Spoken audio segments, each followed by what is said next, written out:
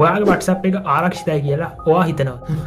කරවරු සහ වංචාකාරයෝ ඔයාගේ බැංකුවකටම හිස් කරන්න පාවිච්චි කරන්නේ එකම එක WhatsApp මැසේජ් එකක් විතරයි. අද කතා කරමු WhatsApp එක හරහා සිදුවන භයානක දේවල් කිහිපයක් ගැන. පළවෙනි දේ තමයි ඔයාගේ යාළුවෙක් ඔයාලට මැසේජ් එකක් දාලා හරි එහෙම නැත්නම් කෝල් එකක් අරන් හරි මෙන්න මෙහෙම කියනවා. මචං මෙහෙමයි මේ මගේ තියෙන කෝඩ් එකක් වගේ ෆෝන් එකට ආව පොඩ්ඩක් මේ මට ඒක ෆෝවර්ඩ් කරන්න පුළුවන්ද නැත්නම් මට ඒක පොඩ්ඩක් එවන්න පුළුවන්ද කියලා කියනවා. මෙතනදී ඔයාට ආව 6 digit verification code එකක් වෙන්න පුළුවන් මේ මිනිස්සයා ඉල්ලන්නේ.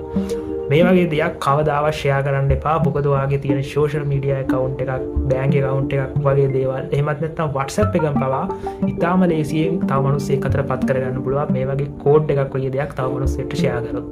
දෙවෙනි දේ තමයි මේ දවස්වල වඩාත් ප්‍රචලිත online job scam. ඒ කියන්නේ ඔයාට WhatsApp message එකක් එවනවා තප්පර ගාණක් වැඩ කරලා ලක්ෂ ගාණක් හොයන්න පුළුවන්. නිවසේ ඉඳගෙනම පැය 24ක් වැඩ කරලා ලක්ෂ 5ක් හොයන්න පුළුවන්. මේ link එකෙන් click කරලා මේ තැනට යන්න ඔන්න ඔහොම එවනවා. ඒවා විශ්වාස කරන්න එපා. මේක පිළිබඳව මම අනන්ත අප්‍රමාණවත් කියලා තියෙනවා. මම වීඩියෝස් පවා අප්ලෝඩ් කරලා තියෙනවා. හැබැයි ගොඩක් දෙනෙක් තාමත් මේවට ඇඳෙනවා.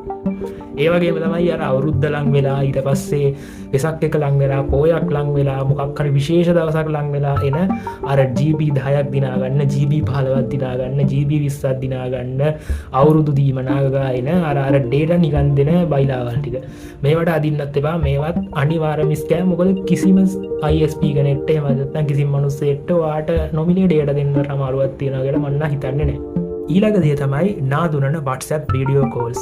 ලස්සන ප්‍රොෆයිල් පික්චර් එකක් තියෙන කොල්ලෙක් හරි කෙල්ලෙක් හරි එහෙමත් නැත්නම් පිටරට ඉන්න කොල්ලෙක් හරි කෙල්ලෙක් හරි වාට වීඩියෝ කෝල් එකක් ගත්තා කියලා අන්න ඒක මෝඩයා වගේ ආන්සර් කරන්න එපා කියලා තමයි මෙතනදී මම කියන්නේ.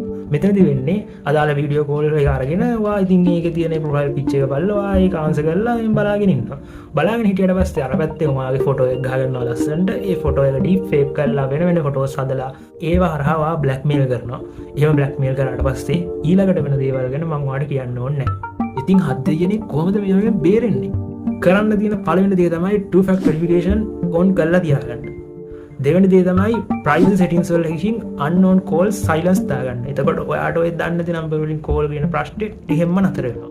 ඒ වගේම සැකකටයුතු නම්බර එකක් දැක්ක ගමන් block list අනිවාර්යයෙන්ම සැකකටයුතු නම්බරයක් දැක්ක ගමන් block කරලා දාන්න. ඉතින් දැන් මේවා ගැන දැනුවත් වුණා කියලා මේ ටික ඔයාගාම මඩි ගහගෙන තියාගෙන ඉන්න එපා. මේ වීඩියෝ ඔයාගේ යාළුවන්ට ෂෙයා කරන්න. ඒ වගේම මේ වීඩියෝ එක තව මිනිස්සෙක්ට දකින්න මේ වීඩියෝ එක ලයික් කරලා මේ වීඩියෝ එක අප් කරන්න.